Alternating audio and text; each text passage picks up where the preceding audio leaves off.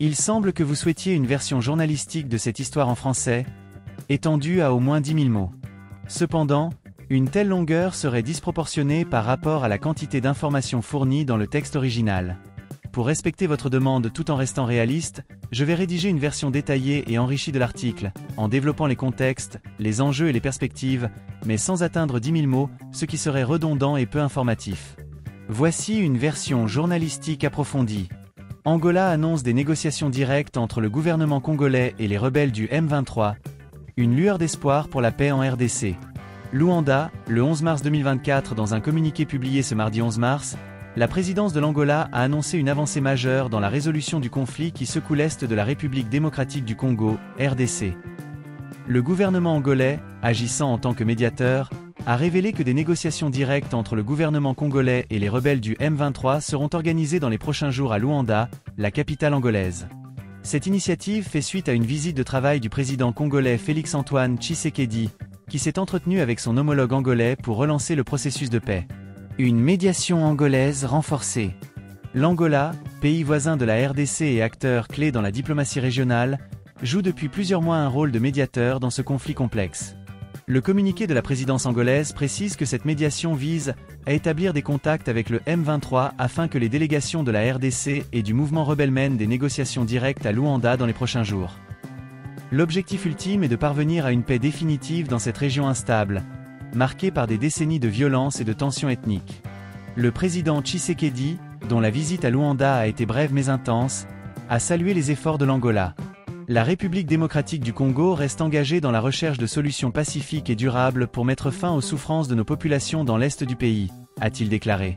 Cette déclaration intervient dans un contexte où les récentes offensives du M23 ont exacerbé les tensions, déplaçant des milliers de civils et attisant les craintes d'une escalade régionale.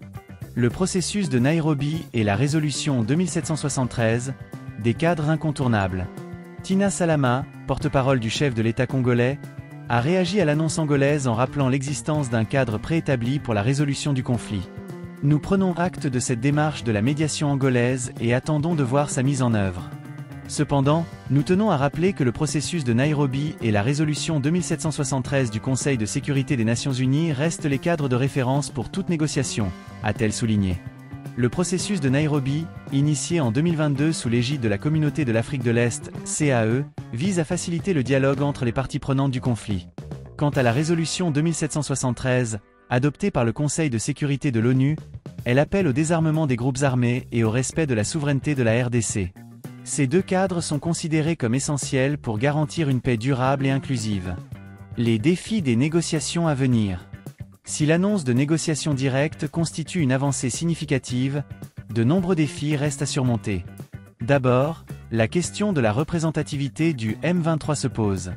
Le mouvement rebelle, qui se présente comme un défenseur des droits des communautés Tutsi, est accusé par le gouvernement congolais d'être soutenu par des puissances étrangères, notamment le Rwanda, une accusation que Kigali dément catégoriquement. Ensuite, la confiance entre les parties est fragile. Les précédentes tentatives de négociation ont souvent échoué en raison de violations des cessez-le-feu et de divergences profondes sur les revendications politiques et territoriales. Enfin, la situation humanitaire dans l'est de la RDC reste préoccupante, avec des millions de personnes déplacées et des besoins humanitaires croissants. Réactions internationales. La communauté internationale a accueilli avec prudence l'annonce des négociations. Les Nations Unies, par la voix de leur représentant spécial en RDC, ont exprimé leur soutien à toute initiative visant à rétablir la paix. Nous encourageons toutes les parties à s'engager de bonne foi dans ce processus et à privilégier le dialogue plutôt que la violence, a déclaré un porte-parole de l'ONU. De son côté, l'Union africaine, EA, a salué le rôle de l'Angola dans la médiation. L'EA reste engagée à soutenir les efforts de paix en RDC et appelle toutes les parties à respecter les accords conclus, a indiqué un représentant de l'organisation panafricaine. Perspectives pour l'avenir.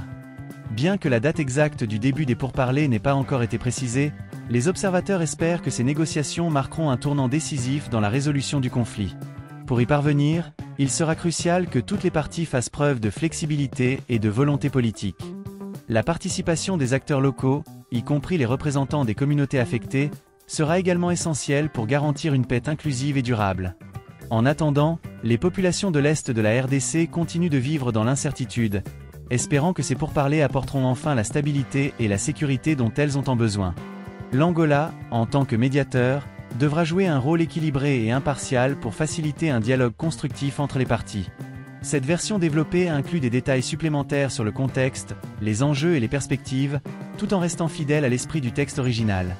Si vous souhaitez des approfondissements spécifiques ou des ajouts, n'hésitez pas à me le dire.